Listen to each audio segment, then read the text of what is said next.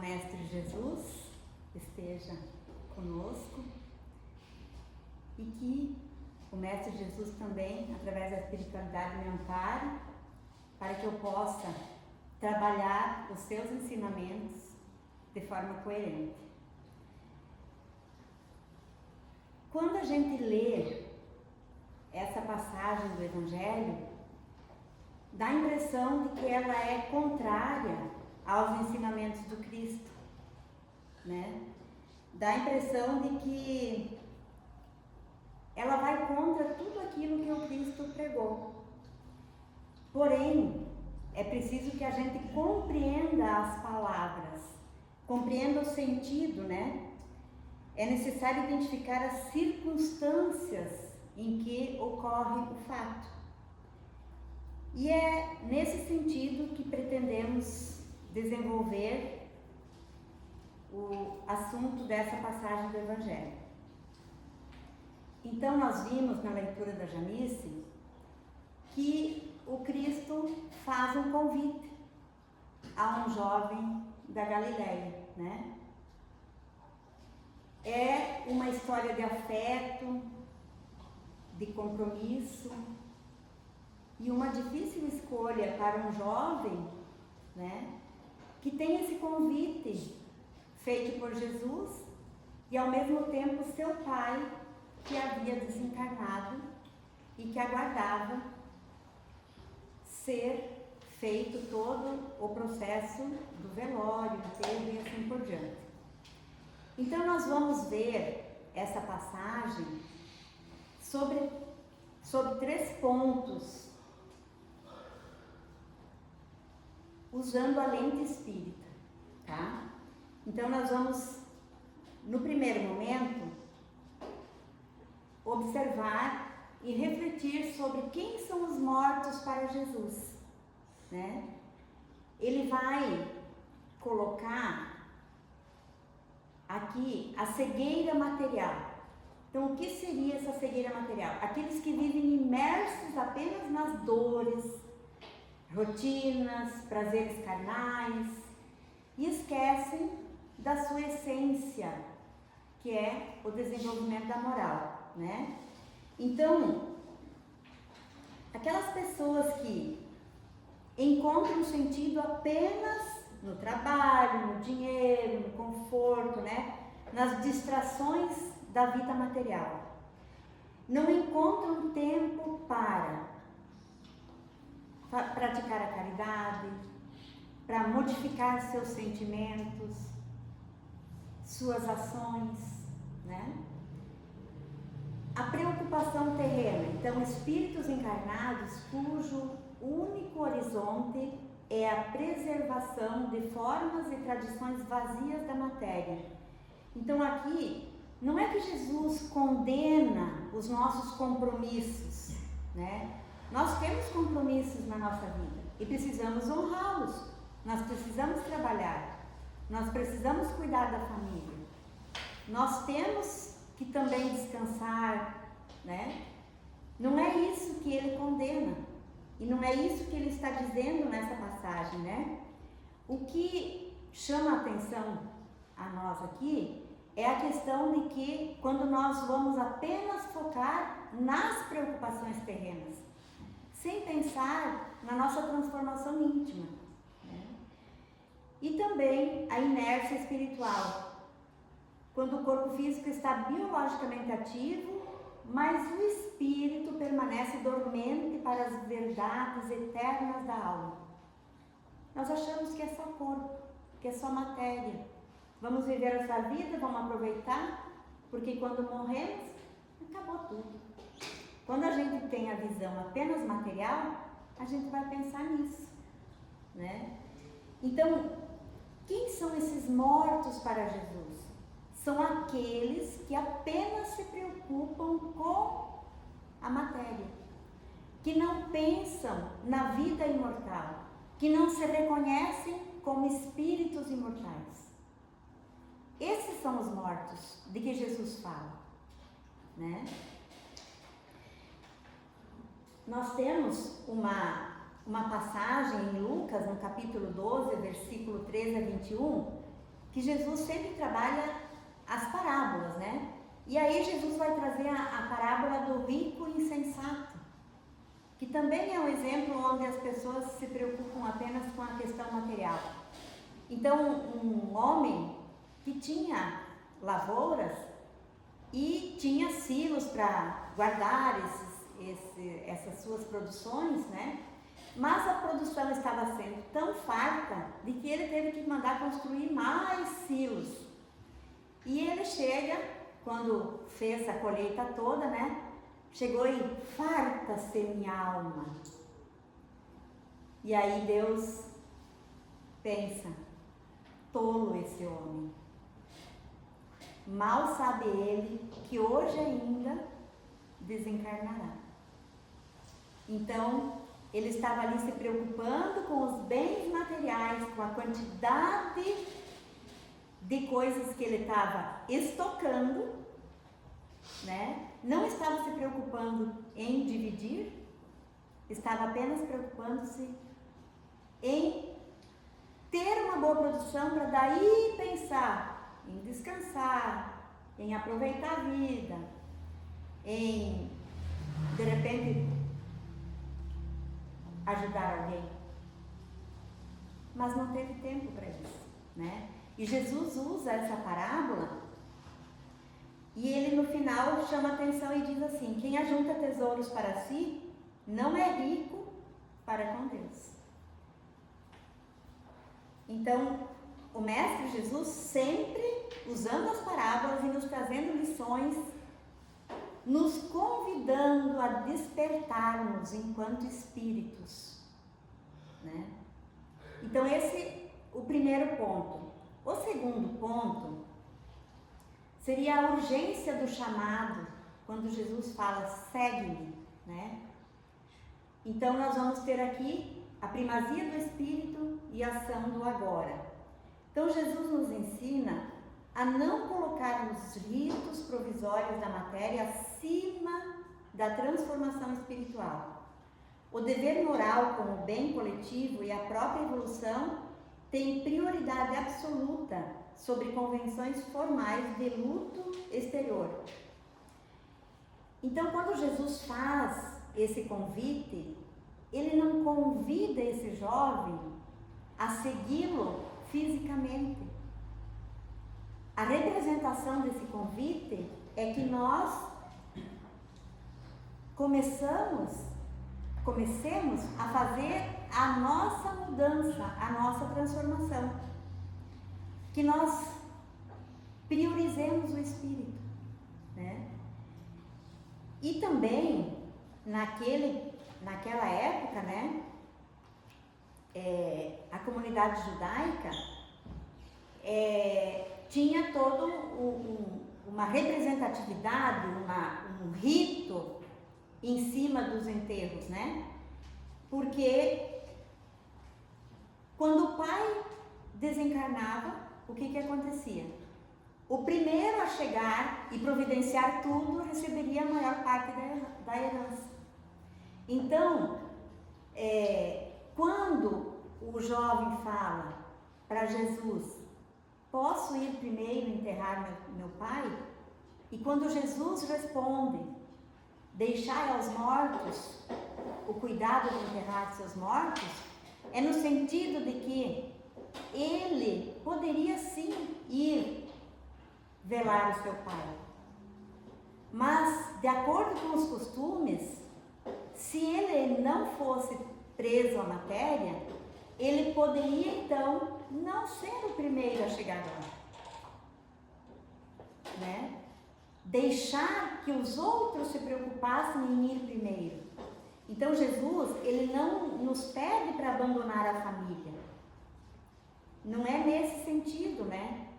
A gente tem que dar valor aos nossos pais. E sim, cuidar desse momento, viver esse momento do luto, né? Porém, nesse caso seria o caso de ele não precisar ser o primeiro a ir lá. Porque quando você pensa em herança, morre alguém e aí começa uma desgraça, né? Não importa a quantidade de bens que você tem, pode ser apenas uma panela, pois essa panela vai dar problema. Por enquanto ainda somos assim, né? E quando a gente pensa na ação do agora, é postergar o despertar interior à espera de condições materiais perfeitas à ilusão. O mestre convida a alma ao movimento ativo no bem hoje, sabendo que as afeições legítimas jamais se perdem na transição do túmulo. Então, o amor entre pai e filho não vai acabar porque houve a desencarnação do pai. O amor é eterno. Ele vai continuar existindo, esse amor, né? Então, Jesus, nesse caso, ele coloca essa passagem no sentido de que a gente pense, né? Utilize esse momento de não ser o primeiro a ir lá para ganhar a maior parte da herança, para iniciar, para fazer o movimento do progresso moral e espiritual, né?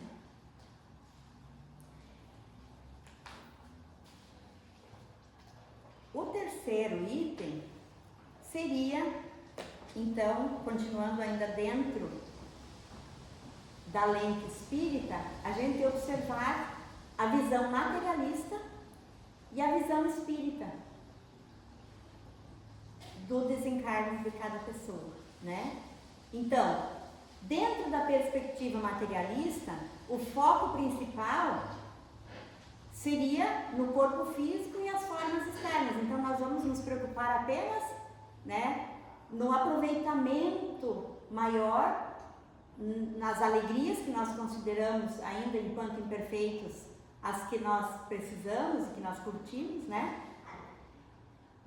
O luto, então, seria, dentro da visão materialista, o fim absoluto, o desespero, o apego ao túmulo, né? E o destino do ser vai para o cemitério, decompõe e acabou. Não tem mais nada.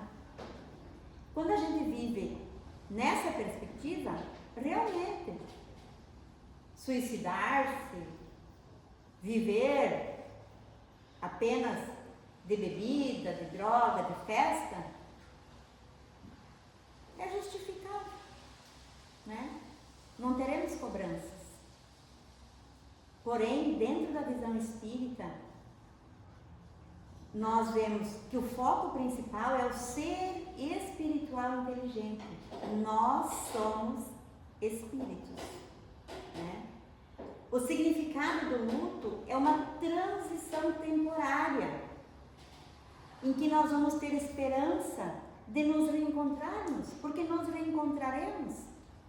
É nos manter em prece, emanando bons fluidos, bons sentimentos, bons pensamentos, para que esse espírito que acaba de voltar para a pátria, para a verdadeira pátria, que ele consiga ir com maior serenidade, que ele consiga aceitar o auxílio dos bons espíritos que o vêm buscar, né? E também de que o destino do ser, o que seria a morte, a libertação e o retorno à pátria espiritual, a nossa verdadeira vida. Então, se torna muito mais leve observarmos o desencarne quando nós temos essa compreensão dentro do Espiritismo. É uma coisa mais leve para encarar aquele momento, né? Mas ao mesmo tempo nos faz nos questionarmos. Nós vamos nos questionar sobre como estamos vivendo, né? O que nós estamos priorizando? Como está sendo a nossa vida, né? Então,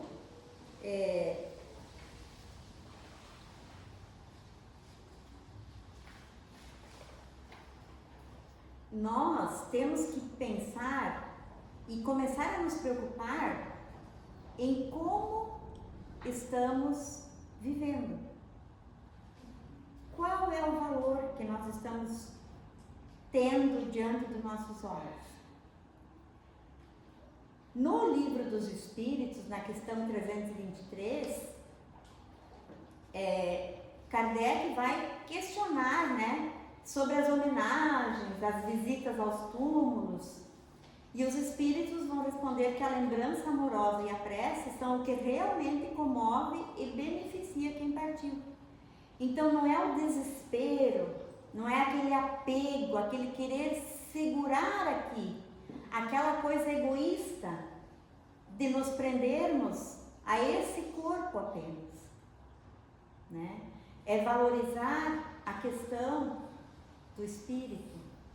Então o culto exagerado e fúnebre é apenas resquício material de que nós ainda somos muito apegados à matéria, né? O espírito querido não habita o sepulcro. Muitas vezes nós fazemos o velório, o enterro, e o espírito não está mais ali. Ele já se desprendeu. Agora, quando nós vivemos muito presos à matéria, que vamos nos preocupar quem vai usufruir daqueles silos cheios de bens materiais, aí fica mais difícil. Muitas vezes nós vamos estar lá dentro do caixão, sentindo todas as ações da decomposição, né? Porque não conseguimos nos desprender da matéria.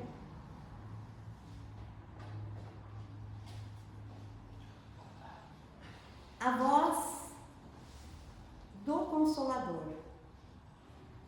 Então, lá no Evangelho, segundo o Espiritismo, no item 8, que a Janice leu, essa parte onde Jesus diz: não vos inquieteis com o corpo, mas pensai antes no Espírito, e de pregar o reino de Deus, e de dizer aos homens que a sua pátria não se encontra na terra, mas no céu, porque somente lá é que se vive a verdadeira vida.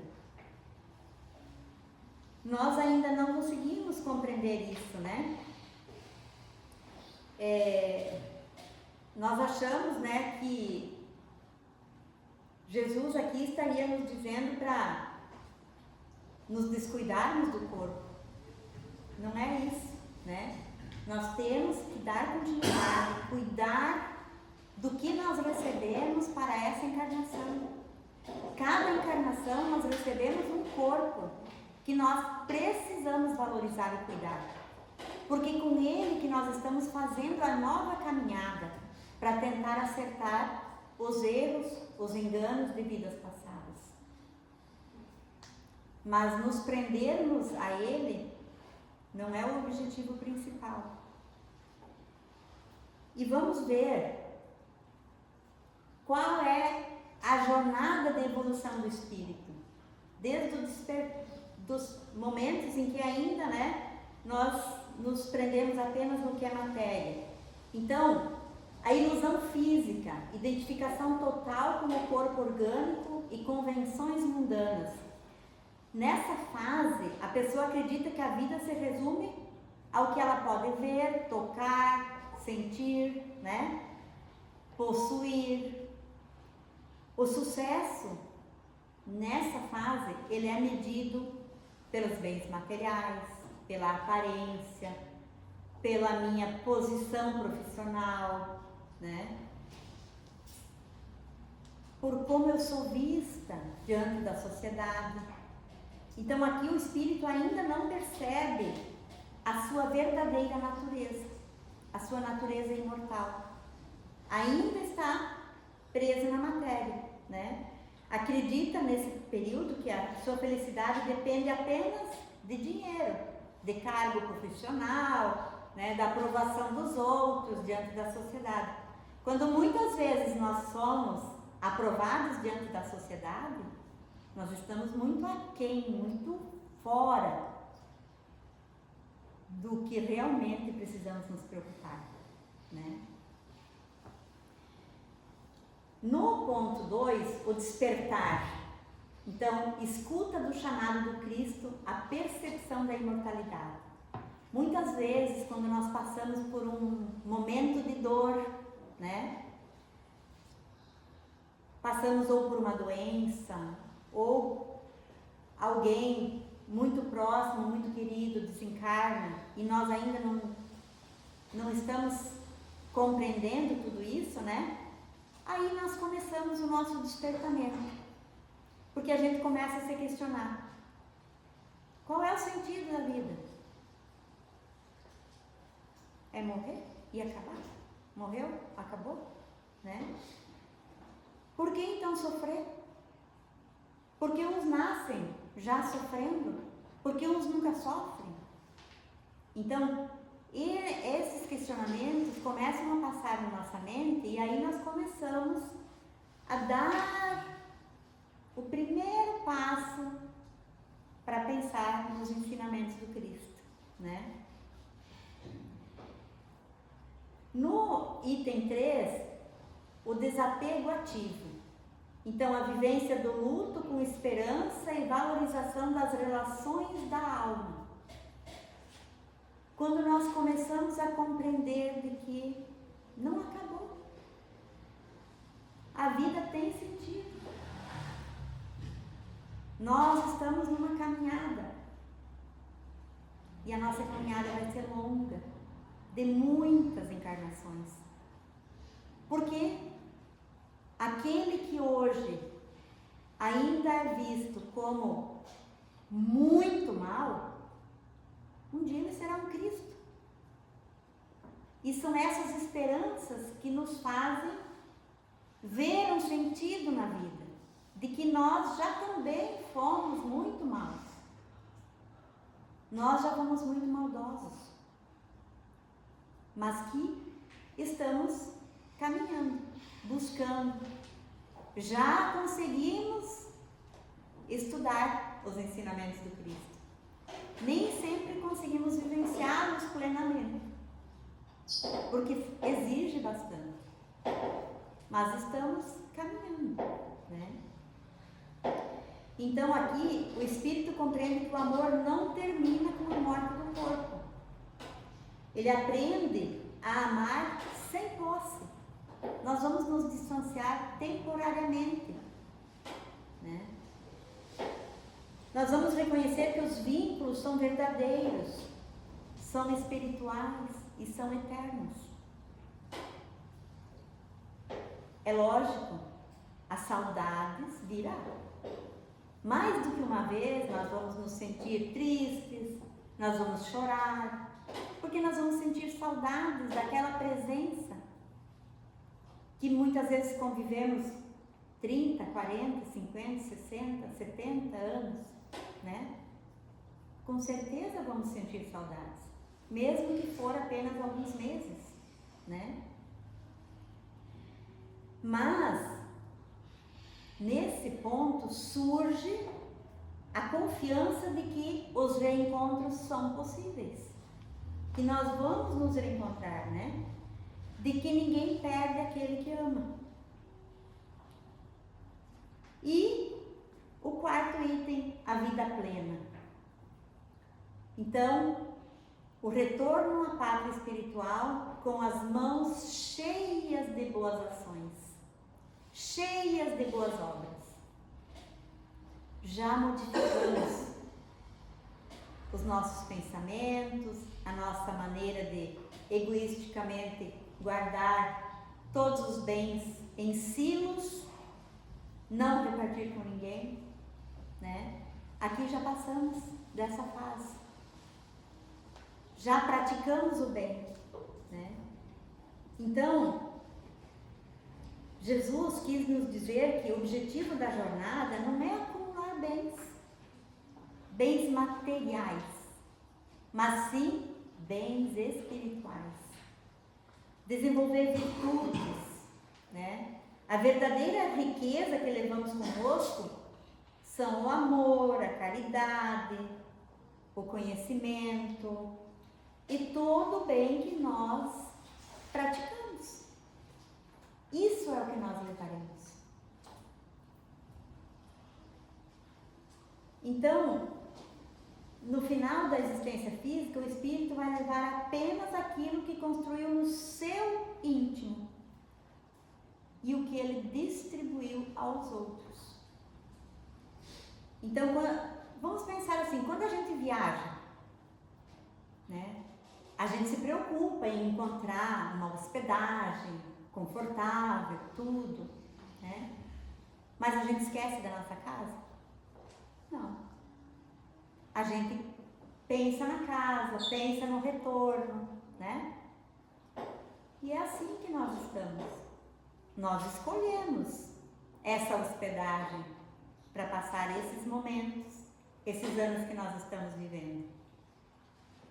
Mas nós vamos voltar para a nossa verdadeira casa. Então, aquele que se preocupa apenas com o corpo, ele vai preparar-se para alguns anos. Se eu viver mais que 62, eu já vou viver. Então, se eu viver 63, eu me preocupei com 63, né? Agora, se eu me conscientizar de que eu sou um espírito e me preparar para isso, eu vou estar me preparando para a eternidade. Eu vou estar me preparando enquanto espírito imortal.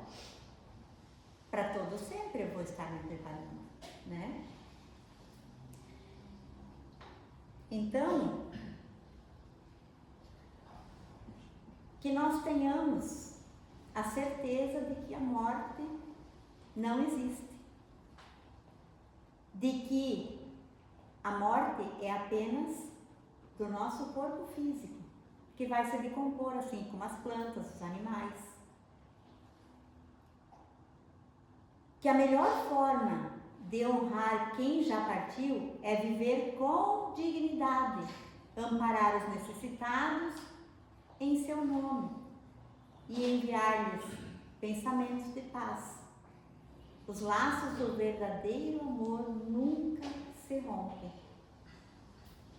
Então, que nós sejamos aquele que segue o Mestre, fazendo o movimento da transformação moral.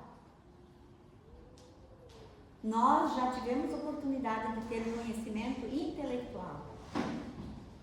Agora precisamos desenvolver a nossa moral, né?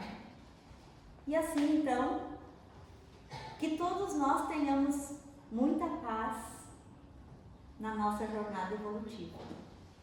Obrigada pela atenção de